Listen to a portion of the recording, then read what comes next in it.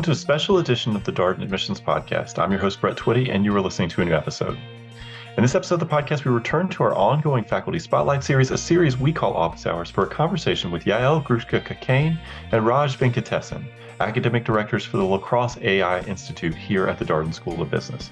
If you are interested in what is happening around AI at Darden, this episode is essential listening. As always, if this conversation is helpful for you, please like this episode and subscribe to this podcast so you never miss an update. And remember, you can always check the episode description for links to Darden blogs, social channels, and more. And now, without further ado, here's my conversation with Yael Grushka-Kane and Raj Venkatesan. All right, welcome everyone to our latest installment of our ongoing Faculty Spotlight series, a series we call Office Hours. I'm Brett Twitty. I have the good fortune of hosting these conversations. Perhaps you joined us just last week for our conversation with Rodney Sullivan and Caitlin Boyer, all about the Mayo Center for Asset Management. We today are joined by two people who probably don't need an introduction, Yael Grushka-Kane and Raj Venkatesan. They are academic directors for the AI initiative here at the Darden School of Business. Yael leads the professional degree program. She's a senior associate dean for professional degree programs here at the Darden School. Raj, I've gotten to know not only in his role as a faculty member and teaching marketing classes here at Darden, but he's also one of the academic directors for the MSBA program here at Darden, which is actually a partner program between Darden and the McIntire School of Commerce. So two incredible people. I think you're really going to enjoy hearing from them. And the inspiration for this conversation, I'll just offer this, is we've gotten so many questions from prospective students about artificial intelligence and how is it coming into the Darden curriculum? What's happening at Darden about AI? And who better to talk with about this very subject than the academic directors for the AI initiative here at Darden? I'll note as we go through this conversation, just a little bit of an overview. We're going to ask Yael and Raj to tell us a little bit more about themselves, and then we're going to get right into the conversation about artificial intelligence. I know that's what you're here for. If you do have questions as we go through this conversation, please ask via the Q&A. That's the best way to ask your question. And I'll keep an eye on the Q&A. I'm sure we'll get more questions that we can actually get to in this session. And I have some questions here as well for the conversation, but we'll try to fold in a few questions from the audience as we go. So Yael, can I come to you first? Tell us a little bit more about you. Okay, there again, where do I start and how do I contain it so that we still have time to talk about AI? I've been at Darden since 2009, and I have taught decision analysis for all of our students in the various formats. I've taught data science. I teach project management these days, and a course that I probably will tell you a little bit more about later. I've experimented, or I've joined one of my lead colleagues teaching coding with GPT this year. So I dabble a little bit in my own research and my teaching in AI, and I'm excited to be here and chat with you about this. So thank you for organizing this session. Yeah, thanks, Yael. Raj? Yeah, so I'm Raj Venkatesan. I teach marketing here. I've been in Darden since 2006. And I'm a computer engineer by training and also a PhD in marketing. And so my research work is on the intersection of technology and marketing. And I've been seeing the evolution of how technology has affected marketing for the last 20 plus years. And it's been an exciting journey that has led to now AI in marketing. And so the classes I teach the marketing core course and digital marketing analytics, and a new course that we can talk more about on AI in marketing. All right. Well, let's start with kind of more of a sort of fundamental question about your interest in artificial intelligence. So, Raj, what got you interested in AI generally?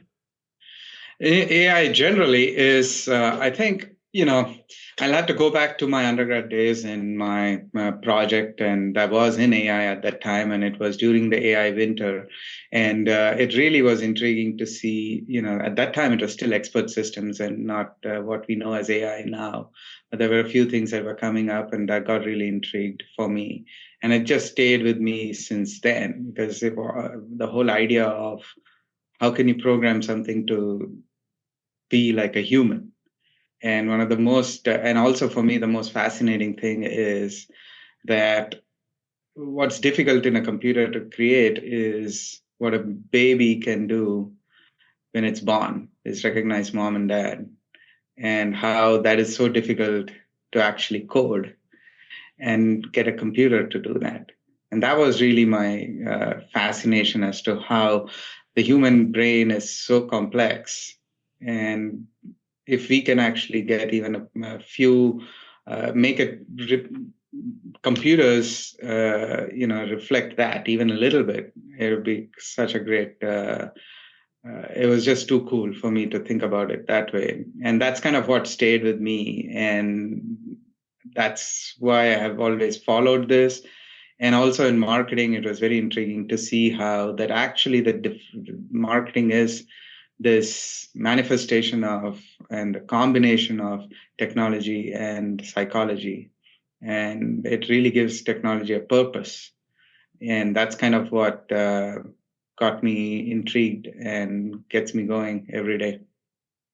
Thank you, Raj. Yael, how about you? What got you interested in AI? So first, I love the fact that I don't know that I've ever heard Raj explain this from his perspective. So I love getting to know even Raj, who I work so closely with after all these years. Similar to Raj, my interest started back in my undergraduate days. So I studied industrial engineering. And management. And at the time, there was a lot of interest in information systems. This was, I'm going to date myself, just pre-2K. So before there was a lot of investments in IT and information systems because of the Y2K concerns that the world was going to come to an end when the date turned to 00. And I studied a lot of coding at the time and a lot of what at the time was considered AI modeling. So Lisp, did you study Lisp, Raj? I don't know. So if, again, we date ourselves here to kind of more rule-based approach. And I really enjoyed it. I enjoyed all of my more coding and CS style courses. And then a lot of my recent work since then in my grad school and beyond has been on forecasting and forecast aggregation. And because I'm an operations person in my background, operations research and management science, for me, AI is an opportunity to really continue and push how we leverage data, how we use systems and technology, and how we really think about not only the work that we want to do and need to do, but how do we get better and how do we get different systems to help us do it smarter and different. And so it's just kind of the next wave, I would say, of the modernization of some of these tools. That's my perspective, at least. And so it's exciting to see the world pay attention and care. It's exciting to see that people finally realize that data is not, a dirty word, but something that is really important to be thoughtful about, and that it has huge implications for how we think about the future of our jobs and our day-to-day lives. So, yeah. Yeah, thank you both. For those of you who are just kind of getting up to speed on what's happening at Darden around artificial intelligence, pretty significant gift given recently by an alum to start the LaCross Institute for Ethical Artificial Intelligence series. Overall, it's a $101 million gift, $50 million of it earmarked for the creation of this new Center for Excellence focused on ethical artificial intelligence. Yael, how did you get involved? Obviously, you got a real passion for AI, but how did you get involved? What led you to get involved with the LaCross Institute? Well, so first, before Dave and Kathy's generous gift, I'll give Raj actually a lot of credit. We've been working closely with our School of Data Science here at UVA. We're part of a larger university, as many folks know. University of Virginia is one of the first schools that has a School of Data Science. And even before that, the data science was an institute. So we've been kind of in the conversations at a university level from the start, recognizing that business and AI in business, or the evolution of data science and now AI in business has been really bubbling up for the last decade or so, and excited to see the business school play a role because it opens up questions related to, first, what are companies working on, what are technologies that are being developed, and our students, our graduates, go and serve different leadership roles in those organizations, but also how do we think about the way the businesses are run, whether tech businesses or not. They've been evolving, and we've been seeing this impact from first data science and now AI in a real and meaningful way. And so both in my research and in my teaching, and even in the leadership roles that I've served in, it's always been important for the business mindset and the business leaders to have a seat at the table in all of these discussions. And so when Dave, LaCross, and Kathy have came to Scott, our dean, and expressed interest and fascination. Dave's always been an algorithms guy. He's been on top of, the importance of methods and algorithms from the get-go, and businesses that rely on those algorithms. And so when he started to show interest, it was very exciting. And I was kind of a natural member of a bunch of us. There's a group of us faculty that have been in deep conversations. And so it felt like the right thing to do is to step up and accept this leadership opportunity. I also have a role at the provost office. So I'm the provost advisor on AI. And so I help coordinate some of the activity at the UVA level. So we talk a lot about our role as business leaders, as translators. So translating between the tech and the business and in this case, the humanitarian, the college and the med school and all the other aspects in which we see AI at the UVA level. And so it's nice to have both hats, leading the LaCross and being able to bring some of that and coordinating with UVA at large. Thank you, Yael. Raj, Yael mentioned obviously you've been very involved with the School of Data Science for a while. What got you interested in serving as an academic director for the LaCross Institute?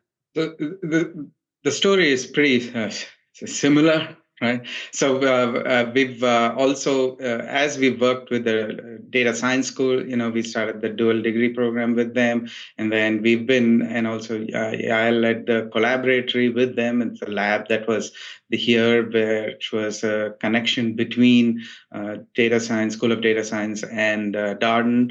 And within Darden, we had kind of make like a working group, which is what the AI initiative was, because the idea was that this is going to be a big shift in AI is going to be a big shift in business. And if we look around, there were faculty doing research in AI across all the areas. So we wanted to bring in like this multidisciplinary stakeholder perspective and bring all the faculty together to have a forum just to exchange ideas and also to show how Darden is, leading the way in AI and figuring out how AI will change business. So we had that working group, and so there were two entities that were already in place. The AI initiative within Darden and the collaboratory, which was a connection with the data science school. And I think these were definitely things that were happening in the school that, we were involved with. And as Dave and Kathy LaCross came and talked to the dean, these were natural fits that could be supercharged by their generous donation. And we can now do several activities and really start thinking much bigger than what we were at that stage. Well, let's talk just a little bit more about the Institute and its focus. It's ethical artificial intelligence. Raj, what does that mean to you? How do you think about the focus of the Institute?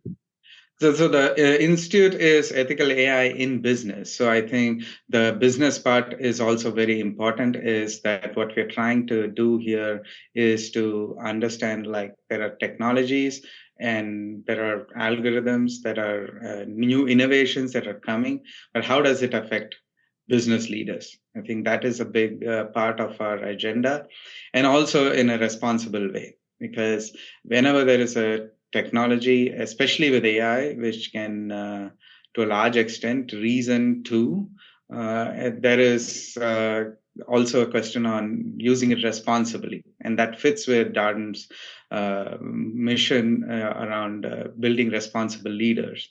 And so that's the main goal, is to understand you can use AI. And I always say let's assume innocence and say nobody wants to, misuse it. But what also happens is a lot of times when we optimize short-term decisions, we can ignore the long-term consequences and also long-term negative externalities of our decisions. And that's where the challenges a lot of times really happen, is decisions made today for a small group may have bigger consequences later on. And how do we understand that? And how do we avoid those? And when we make decisions, how do we take a more holistic picture that is benefiting all stakeholders and is providing welfare to business and society. I think that would be the main goal of how we see this, the charge of the institute. Yeah, sort of building on that, what do you see as Darden's differentiator in this artificial intelligence conversation? Yeah, well, a couple of things that I'll connect to some of Raja's points. So first, as you both mentioned, this focus on ethical AI. There's a lot of conversation around ethical and explainable AI. These are terms that you sometimes hear. Responsible AI. The Darden School has always been in the business of educating responsible leaders. Not to say that we're the only business school that does, but we definitely take it to heart, and it's very critical to how we view our mission. We've also been a school that's focused on the enterprise perspective. There's many different aspects. If folks are just, learning about Darden, we're all business administration professors. We're not siloed. We don't really have siloed departments, but we think about things from a very multidisciplinary perspective, and ethics and stakeholders is always a critical part of that. So, it's not just on some subset of leaders to be thinking ethically and nobody else is included in that. No, it's on all of our shoulders to make these types of ethical decisions. And alongside with that, the way that we teach and the way that we think about our research, it's very decision-oriented, action-oriented. So we ask our students from the first 2 minutes of class, so most classes, what do you recommend? What is your decision? What would you put forward? And so that decision orientation, that ethical interdisciplinary perspective, that it is all of our collective responsibility to be thinking about those ethical choices at every step of the way. It's really kind of in the DNA of what we do here at Darden and how we would educate and have been educating leaders for decades. And so it felt very appropriate. Dave LaCross studied here at Darden in the 70s, and it was there then, right? He felt it. This was the emphasis that he felt, that some of the legacy that he inherited from his time here. As many other alums, if you talk to them, they'll share that that's how they felt. That's what they felt they got from our education and their experience here. And us as faculty, the work that we do, the research that we do is inspired by some of that as well. And so that unique aspect of focusing on having an interdisciplinary perspective, thinking about the business from multiple viewpoints and different stakeholders' perspective, and remembering that at every single moment in time, you have to be making ethical choices and that you have to understand the implications is really, really important to us. And it's aligned with the values of the school. We may talk about this later, Brett, but we just had a conference that Raj chaired that was focused on what we call the value chain of ethical AI. And what was so fascinating there is that our different keynote speakers, some from industry, some from academia, thought about the value chain slightly differently. But in all cases, you have multiple places where ethical decision-making is required. And at each step, if you're not thoughtful, you can destroy the entire value in the value chain. So it was just really fascinating to think about it that way. And I'm sure we'll talk about that a little bit more. Yeah. Yeah. Let's stick with the conference for a second. And then I have a couple questions I want to pull out of the Q&A here, sort of get your general take on audience. AI just generally, and why this time might be different than, say, earlier times when AI sort of bubbled up in the conversation. So Raj, how did you pick the focus how did you all collectively pick the focus for this year's conference around the value chain of AI? That was interesting. So what we wanted it to be inclusive of and representative of what Darden is doing research in. So we had this great idea. I'm saying this tongue in cheek because we got a few faculty together and asked them to brainstorm and understand what they were doing research in. And that's always fun because it was all over the place, right? Which is great because faculty do research in what they're interested in. And the beauty of Darden is you have people with different interests, and we had a breadth of ideas. But what really pulled everything together that we thought that people were interested in was this idea about how the whole AI process works. So we think about this as a supply chain of how there is the raw material, which is data and infrastructure, and there were faculty working on that. How do data markets get created?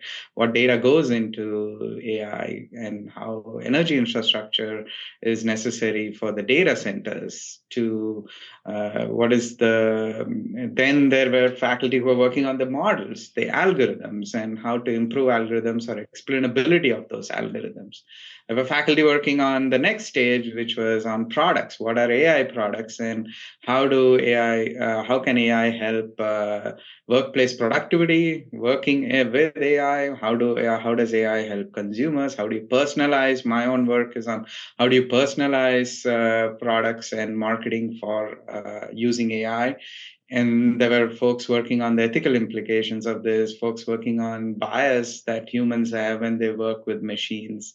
And so if you think about like the stream in which I laid it out there, it starts from the raw materials to in the final product to interacting with AI and the ecosystem within which it exists. That's how we saw this as, okay, if we can lay it out in this term of supply chain, and that is kind of how AI gets, like, there are different stages of AI as an industry, right? And the idea of value chain is it's not a supply chain, but each stage is creating value in the economy, right? Each stage has players in there that are creating this new economy and understanding that. So that's why we termed it the value chain of AI. And it really brings together all the different aspects of research that faculty in Darden are engaged in, and also the breadth of courses and interests that we have here that will be reflected in the programs as well. And there's a question about that in the chat, Brett, or in the Q&A. I wonder if it's a good time to talk about how the Institute affects the school, but I don't want to change the sequence of the questions that you want to ask us. It's all good. Yeah. Well, let's talk about it. I mean, how you want to take that question?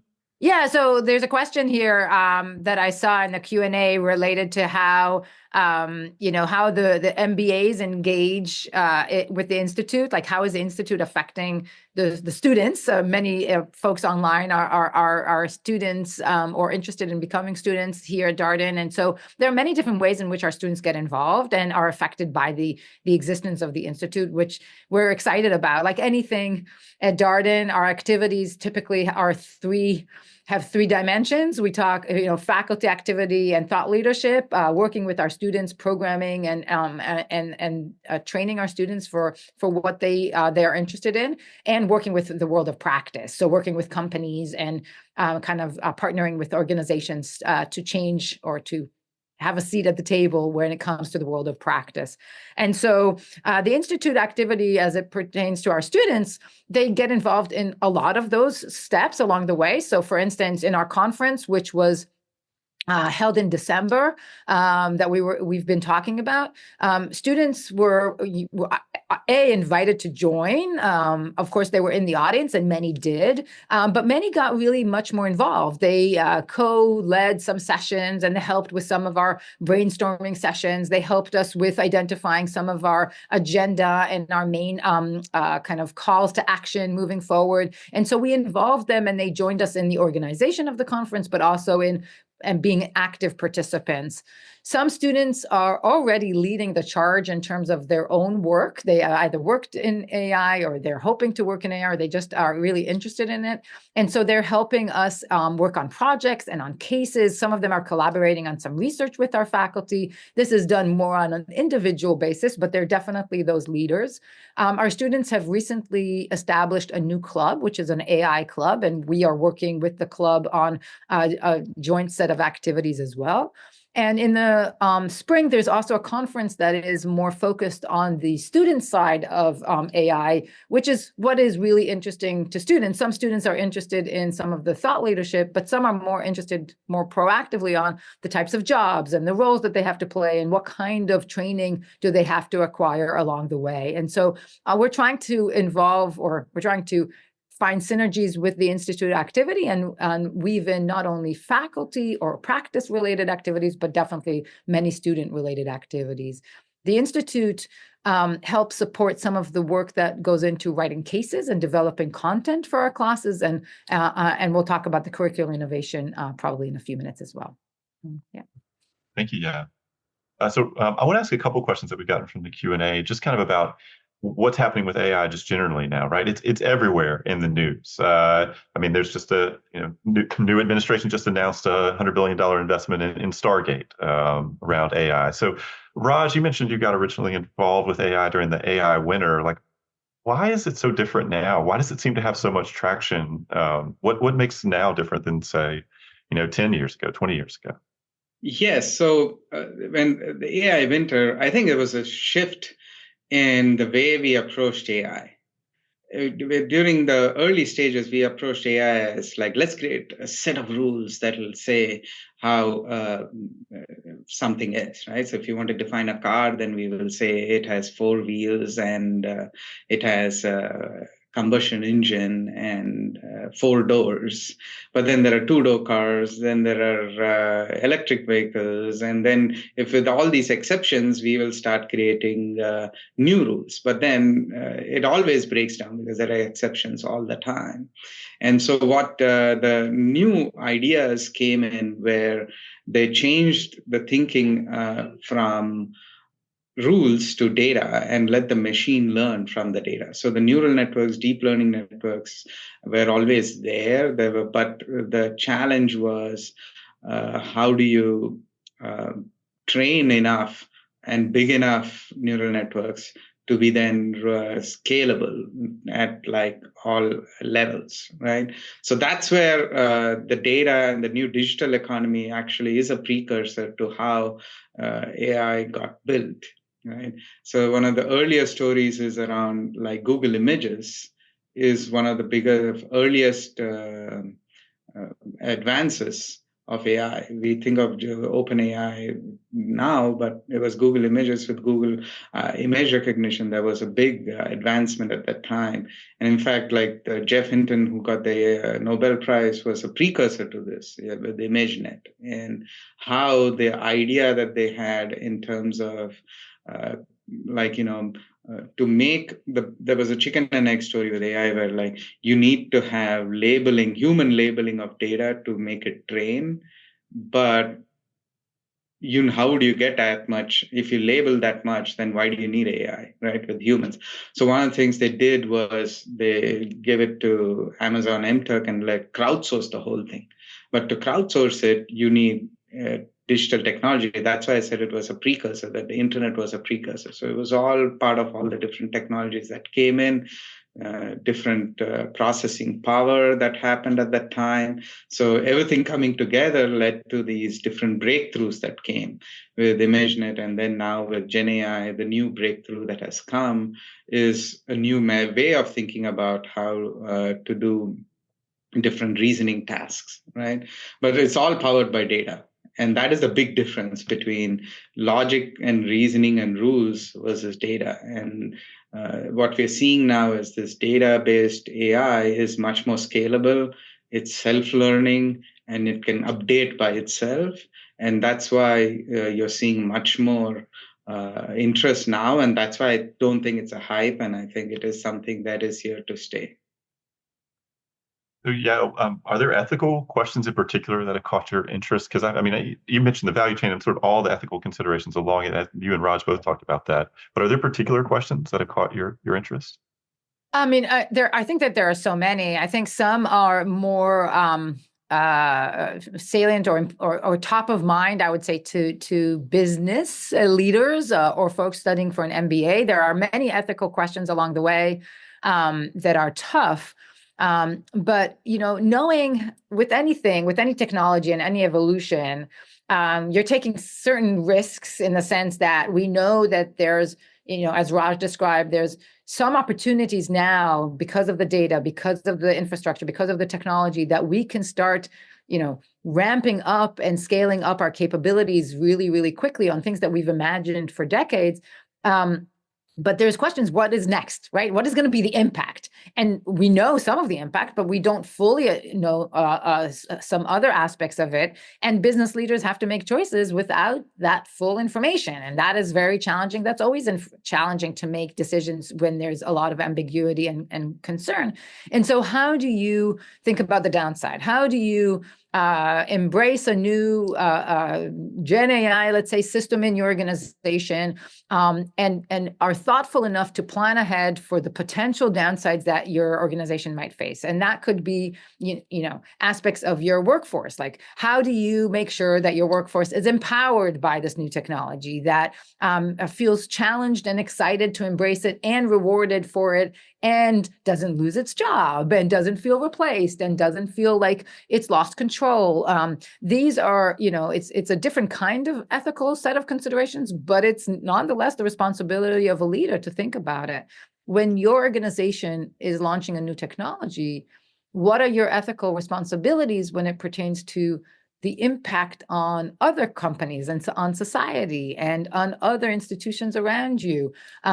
This is something, again, one of our colleagues here is probably the world's expert in stakeholder theory. Like, this requires you to be thinking about multiple parts of society and multiple different organizations and roles around you in a very proactive way, and play out different scenarios and plan for them and cater for those kind of downside risks.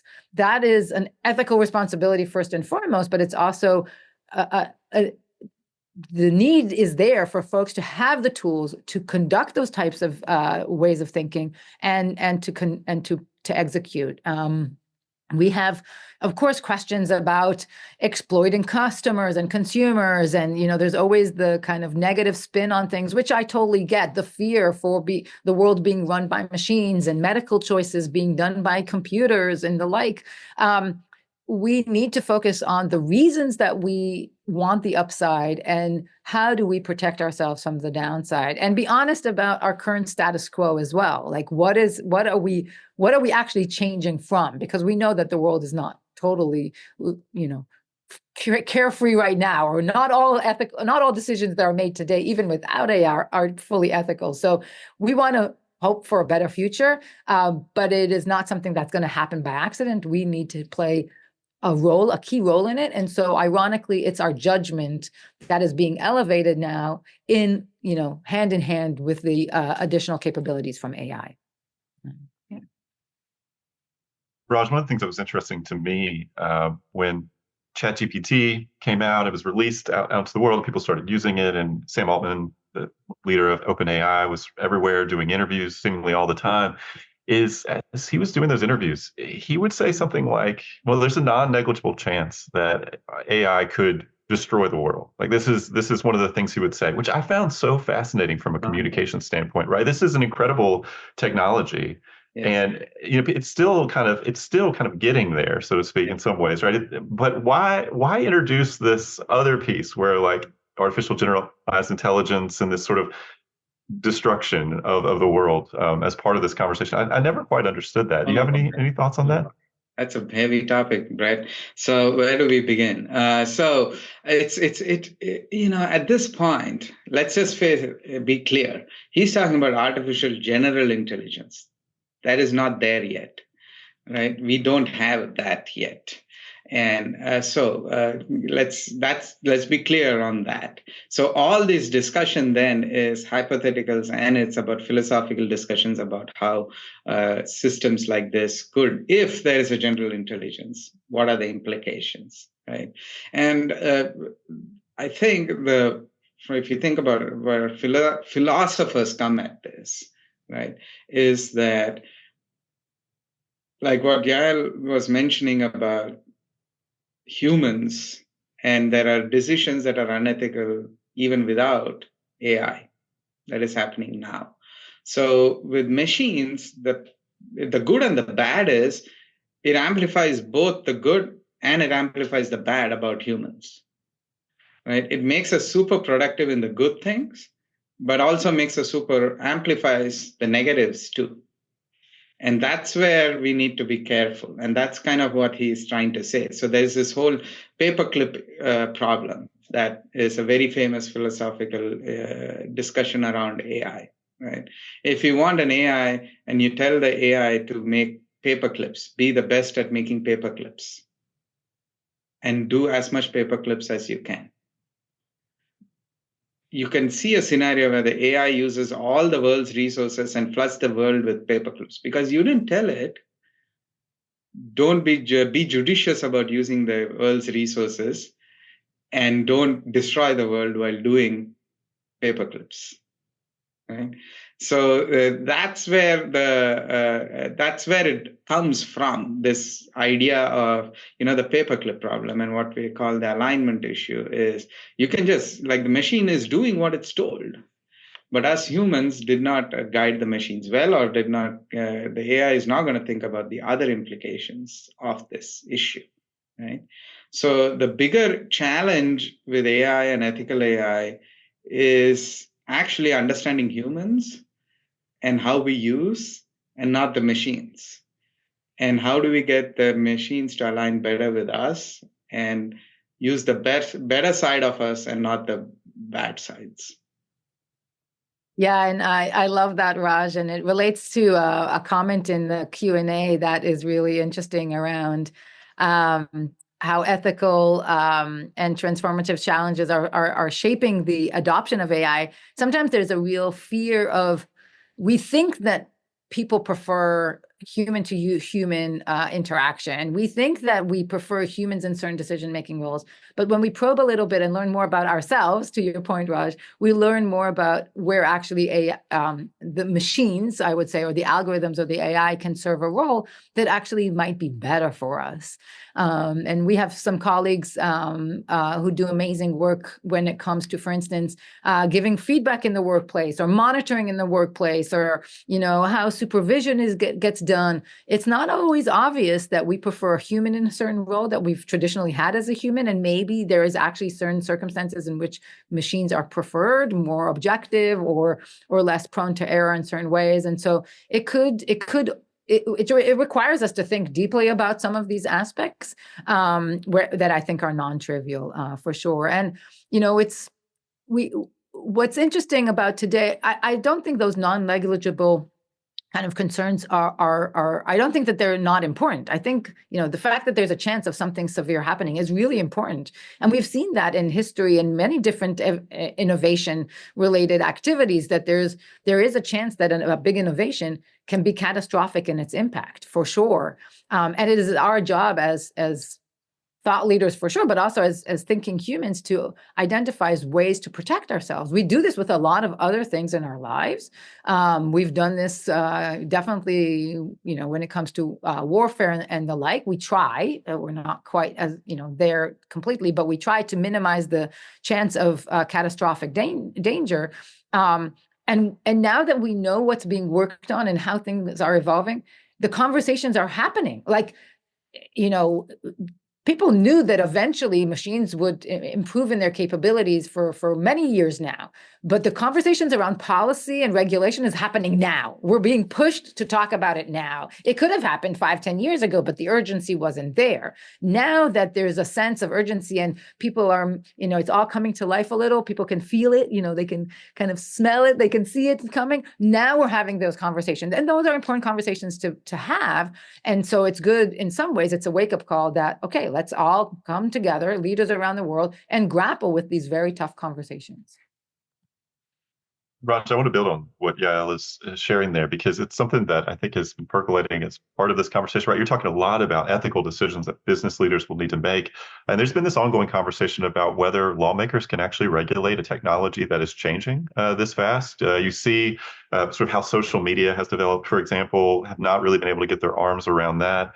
AI is moving so fast. Is regulation possible here? I mean, what might regulation look like? And it'll still allow the industry to grow.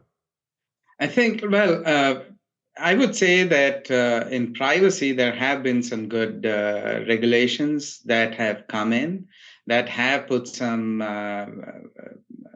proper rules in place as to what data you can use and protecting consumer welfare. the way I think about regulations in general is that it creates a trust framework, that regulation is actually good for an economy to thrive. Think about credit card usage in the history, in the old times, right? The countries that had credit card penetration had proper consumer protection bureaus, and places where that were not didn't have these bureaus, you didn't have much credit card usage. And credit is important for an economy to survive. And the same way, as you have more better privacy regulations, consumers will have more trust in interacting with businesses online and have some trust with their data. And I think that is also something which is necessary. Right. So I would say for regulations, I would look at privacy regulations, although they're not perfect and they're getting revised, but they're getting there in a way in terms of protecting consumers' data online and having consent and all that. So with social media, I think we are battling this issue of misinformation and also personalization and how much social media. There are two issues in social media. One is misinformation, one is addiction and mental health issues. And both need different solutions, but I think there are research that is happening now in business schools, in universities, that is affecting regulations and also with AI. And that's why we learn from our early days of like when online internet came. We just let it be the wild, wild west and didn't think of regulating. And we took a long time to bring in privacy regulations. And there was a lot of societal issues that came up. And we've learned from that, I think. And that's why with AI, people are having this conversation right now. So I'm more optimistic, even with like when GPT was introduced, when GPT 4, I believe, was introduced. There were much more regulations in terms like testing that was done in terms of what it could and would not help with.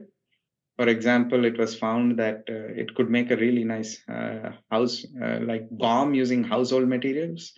And that now it won't help on that. So that was stopped, that it won't help with these things from the product side itself. So I think, as usual, like Europe is leading the way in this, but I think there are some things we can learn from that. And there is AI Bill of Rights even in the US and other countries. So people are starting to do, and I think it's coming up much earlier than it was when you compare with the internet or social media. So that's a good sign. The problem is definitely much more complicated, but we can learn from history and we can see that people understand that whenever there's this big technology, big disruption, you need to understand the societal implications and have ensure rights of the citizens are protected. I appreciate that. I want to, in the last 15 minutes that we have here, I want to talk about the thought leadership that's happening at Darden, some of the cases that have been written, and then talk about some of the classes that are also available here. So, yeah, can I come to you? What are some of the things? I mean, obviously, it's difficult to summarize all of it, but some of the things you would want to note here around AI, thought leadership that's happening at Darden, some of the research that's taking place. So, it's always tricky introducing new courses that are built on framework and offer real insight and not just, let's talk about what's in the popular press. That there is some value in talking about popular press, but our faculty really try to dig deep, both in terms of bringing to the classroom frameworks and generalizable principles that they've studied through their research or through their work with companies. And so finding that balance and being nimble with it is really a challenge for academia in general, not just at Darden. And our faculty have done a tremendously impressive job. We have faculty teaching everything from AI and business, more on the coding side and algorithm side. So if students are really interested in understanding these LLMs and really digging into the technicalities, they can take some of our data science and AI courses that, for instance, Michael Albert offers. One of our colleagues that we talked about her research, Roshni's research, she offers a brand new electives that she started this year around mind and the machines. And that's more about how we as humans flourish in the age of AI. But her work is fascinating, where it becomes to the psychology of, again, how do we interact with machines versus humans? What does it mean for organizational structures? What does it mean for kind of people to people relationships in the organization? And how do you infuse AI in that regard? And she brings a lot of her really important research. She's a thought leader in the space. We have one of our economists offers courses on the future, more at a broad kind of macro level, like the future of work and the implications of AI. He has a joint appointment with the economics department and really brings that kind of broader perspective. I joined, as I mentioned earlier at the call, I taught for the first time this year coding with GPT. We always had, we have had a few coding type courses in product development and digital product development. So we've offered coding before, or software development courses. This time we've offered software development, but we really encouraged and we introduced students to how to do it with the GPT innovations. The type of tools that are out there are just mind-boggling. You can describe what you want a website or an e-commerce site to look like, and there are certain environments that AI will just give you the code within seconds, and you then need to understand it and elevate it. But really, the efficiency gains there and the learning curve is totally changed. And so it's been fascinating to be part of that learning team and teaching team. And by the end of the quarter, our students were demonstrating, they basically had many businesses already launched and run because they could really launch these websites super quick and leverage what GPT is offering. Raj, maybe you can tell, I think you mentioned earlier some of your course that you've offered, but these are just a few examples where each one of us, depending on our area of expertise, is really pushing the needle in terms of what AI has to bring. I'm about to go and teach a class on AI and project planning and project management, which is based on a case that I wrote, and a company that I advise that does this, uses GPT and other generative AIs to plan projects better. So lots of impact on our curriculum. Raj, do you want to talk a little bit about your classes? Anything that you would want to highlight about? So the class I teach is on AI in marketing. It's around how AI is affecting marketing, and also how there are classes on how you can build the capability of an organization to be good at AI. So there is individuals who can use AI better, but as a whole organization, as a team, how do you improve in becoming AI first? And what are the objectives of using AI? Where do you deploy it? And how do you where do you begin in this journey? So that's more strategic in terms of how a whole organization can up its game. And so there used to be digital transformation courses. We still have them, but now there is this whole push that is evolution of that into how you build something with AI. And and then there are courses and the AI is getting infused into all our core courses, right? We've had in the core, we teach fundamental concepts, but also using AI, and wherever possible, we are bringing in the new technologies as well, and to teach the fundamental concepts across, like in marketing and finance and DA and ops. All of us are bringing in those aspects as well.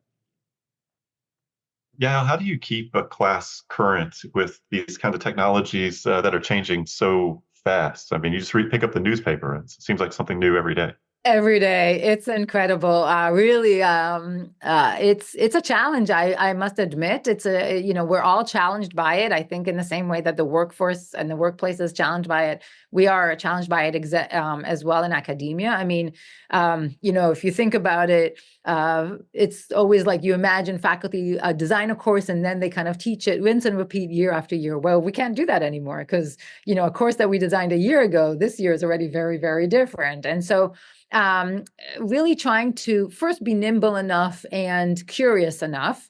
We're lucky that our students are partners with us in it, so they feel like because it's a very student-centered learning environment. We need to walk into the class open for them to also teach everybody, not only us. And so having the students who are closer to some, in some cases they're closer to the workforce, they can bring in ideas to the classroom and infusing that. But it also requires us to be curious and to simultaneously think about more generalizable principles. So I'm not just teaching about, okay, how do I use ChatGPT? That's not the level that I want to operate on necessarily, although it's important too. I want to kind of try and extract and give my students tools and skills that they can use even with the next generation. So like, next generation of technology. So like, how do I give them frameworks and questions and capabilities that extend beyond a specific tool? It has to be more broader than that. And that's kind of what we already do to some degree as academics. We try to think about, if I step back, what are the common threads that we see across different technologies or across different use cases? How do we take away some more broader principles? And that's what we try to bring to the table. And that's more stable than the novelty of the day, which is whatever is the current best model out there. Yeah. Raj, cases form so much of what happens, the basis of what happens here at the Darden School. Are there any cases written around sort of AI or that are in the works that you'd want to highlight here? Just, I think it's always interesting for folks to hear about this end of things because people read them in class, but kind of how do they come to life? Yes, cases all around. That was fascinating for us as this institute was getting launched. We looked at all around across the faculty group to see case studies that are being built, and it's across all areas, right? So I can talk about like the one I'm doing. I built a case on Flipkart, which is one of India's biggest marketplaces, and how they built AI tool on their app for different languages and for building the voice AI capabilities in their app. And that we use that case to discuss the economics of AI and how you calculate ROI for AI versus other technologies and other options like social media. And so that's one case study where you can think about new ideas coming in, but we're still looking at ROI and economics in there, right? So, and in the core, we looked at how we can use ChatGPT to evaluate different branding campaigns and GenAI to evaluate different branding campaigns. So that's another case study that is getting, that was written and that is getting used as well. As I'm revising my book, I'm looking at different I'm talking to different companies now on their Gen AI journeys and going back to Flipkart and building that out. Whether it's a CFA institute here, and they have a journey that we are documenting. And also with Kohler is a big consumer brand and how they have built their GPT. That is, we are working on documenting them. So there are different things that at least this is just what I'm doing. I know I've seen Yael teach an AI case on project management that is fascinating as well, and I'm sure with the coding the GPT, she has got enough exercises and case studies there that are all around GPT. So I think that's the beauty of and also the thing with this is the students participate in developing many of this, right? Like there is, they can do a course with us, like an independent study, which is where they can work with us on a case study or a tech note that can be something that is of interest to them, and they can explore that deeply. And that could be a course they take, and we would be the guide for that. And at the end of the day, if it's a good enough product, then it's their name is on the case study, and they have an impact on the Darden curriculum forever. Yeah, one of the things that Raj is sharing here is this connection to actual practitioners. I know this is something you talked a lot about and Yes. kind of one of the ways the curriculum stays current. Do you want to talk about sort of the research that faculty do at Darden? Because I think this is a big differentiator. Yeah, I mean, so first I wanted to, as Raj was describing, and your question prompted me. So the case writing also is an opportunity to stay connected with practice, because we write the cases with practice. Stay connected with our alums, because our alums are very often the ones that are in those companies. And so, for instance, one of the new AI cases that I know that my colleagues in operations wrote was with Arnie Katz, which he graduated 15, 16 years ago, maybe. And he's at GoFundMe, and they've been starting to use AI in very creative ways. And so they wrote a case about GoFundMe. He's also, then opportunity for students to be exposed to the company and maybe apply for jobs there. So there's a whole kind of natural life cycle there. Yeah, the research, we alluded before to the research that, for instance, Roshni is doing, or our colleague Anton is doing. Darden faculty has always been interested in research that is close to practice. So research that is relevant to the practicing manager and not just to other academics. And so we try to write with that in mind. And this work, it's tricky sometimes to study something as new as AI in terms of our research, because it's, research takes a little bit more time. We like to, everything has to be done pretty carefully in terms of like designing studies, if it's collecting empirical data or analyzing the data, or again, coming up with those generalizable principles. And it doesn't feel like we have time. Like if you want to write papers about AI, you need to be doing it now.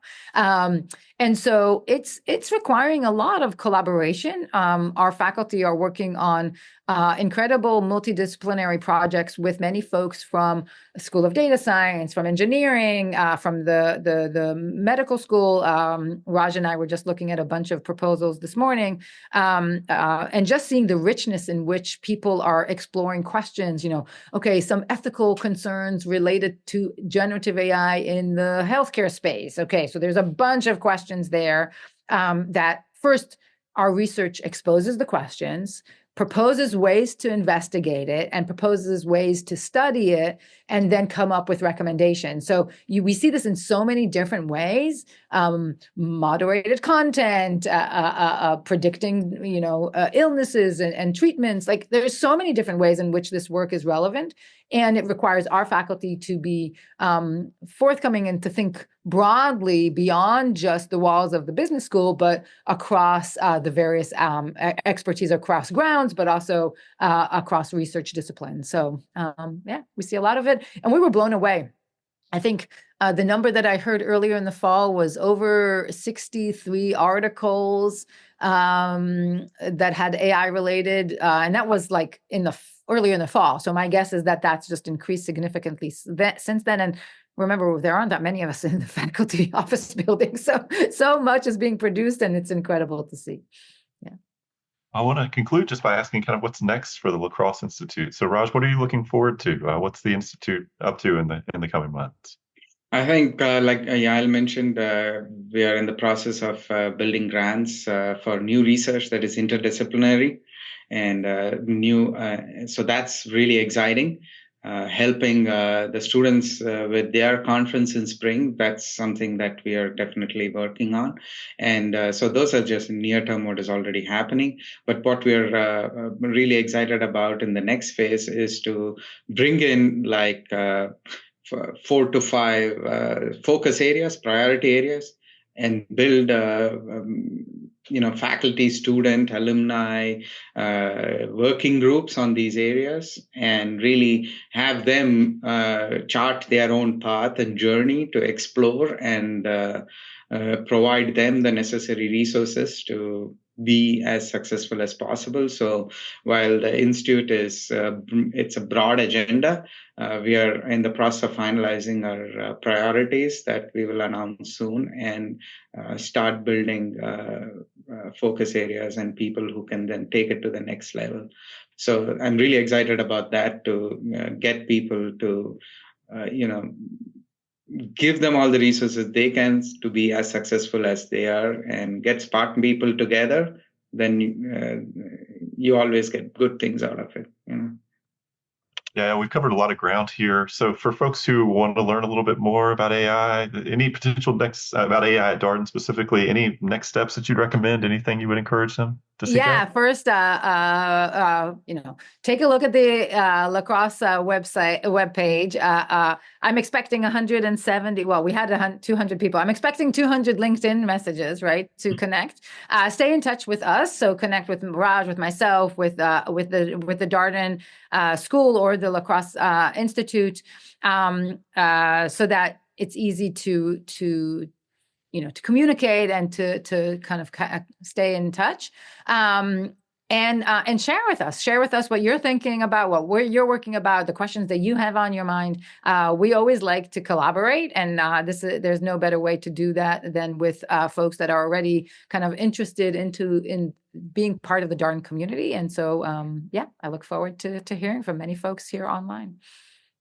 Well, Yael, Raj, thank you so much for being here. It's such a great conversation. We covered a lot of ground. As always, we're recording this conversation. It'll show up on our Vimeo channel, so you can watch the recording there. And we'll also share out the audio from the conversation on our Admissions podcast, Experience Darden, and the ExecMBA podcast. I want to give a quick plug. This is a month of sort of initiatives that we're spotlighting here at the Darden School. Last week, obviously, we talked about the Mayo Center and some of the asset management related initiatives. Today was all about artificial intelligence and what's happening with LaCrosse Institute here at the Darden School. And we'll wrap up our January focus on initiatives with office hours focused on the healthcare initiative. We'll have a couple faculty members joining us for that. So it'll be next Thursday. Join us for that conversation. And as always, we'll have a recording available, as mentioned, on Vimeo as well as our podcast. So thank you, Yael and Raj, and thank you to our attendees for being here today. Have a great day, everybody. Thank you, Brett. Thank you, Brett. Thank you, everybody. And that was my conversation with Yael Grushka-Kane and Raj Venkatesan, the academic directors for the LaCrosse AI Institute here at the Darden School of Business. As always, if you have any comments, suggestions, requests, and you'd like for us to cover here on the podcast, we're all ears. We can be reached at Darden, that's DARDEN, @virginia.edu. Until next time, stay safe, be well, and thanks for listening.